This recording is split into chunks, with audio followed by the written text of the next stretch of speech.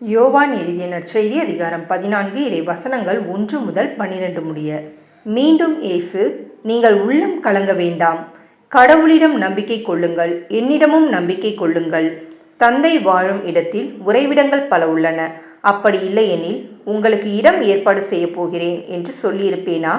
நான் போய் உங்களுக்கு இடம் ஏற்பாடு செய்த பின் திரும்பி வந்து உங்களை என்னிடம் அழைத்து கொள்வேன். அப்போது நான் இருக்கும் இடத்திலேயே நீங்களும் இருப்பீர்கள். நான் போகும் இடத்துக்கு வழி உங்களுக்கு தெரியும் என்றார். தோமா அவரிடம், ஆண்டவரே, நீர் எங்கே போகிறீர் என்றே எங்களுக்கு தெரியாது.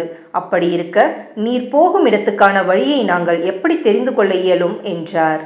இயேசு அவரிடம், வழியும் உண்மையும் வாழ்வும் நானே. என் வழியாய் அன்றி எவரும் தந்தையிடம் வருவதில்லை.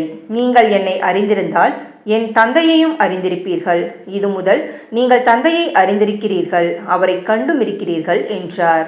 அப்போது பிலிப்பு அவரிடம், ஆண்டவரே, தந்தையை எங்களுக்கு காட்டும், அதுவே போதும் என்றார். இயேசு அவரிடம் கூறியது, பிலிப்பே, இவ்வளவு காலம் நான் உங்களோடு இருந்தும் நீ என்னை அறிந்து கொள்ளவில்லையா? என்னை காண்பது தந்தையை காண்பது ஆகும். அப்படி இருக்க தந்தையை எங்களுக்கு காட்டும் என்று நீ எப்படி கேட்கலாம்? நான் தந்தையினுள்ளும் தந்தை என்னுள்ளும் இருப்பதை நீ நம்புவதில்லையா? நான் உங்களுக்கு கூறியவற்றை நானாக கூறவில்லை. என்னுள் இருந்து கொண்டு செயலாற்றுபவர் தந்தையே. நான் தந்தையுள் இருக்கிறேன், தந்தை என்னுள் இருக்கிறார். நான் சொல்வதை நம்புங்கள். என் வார்த்தையின் பொருட்டு நம்பாவிட்டால் என் செயல்களின் பொருட்டாவது நம்புங்கள்.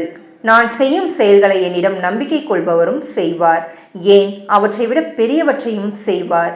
ஏனெனில் நான் தந்தையிடம் போகிறேன் என உறுதியாக உங்களுக்கு சொல்கிறேன். இது கிறிஸ்துவின் நற்செய்தி. கிறிஸ்துவே உமக்கு புகழ்.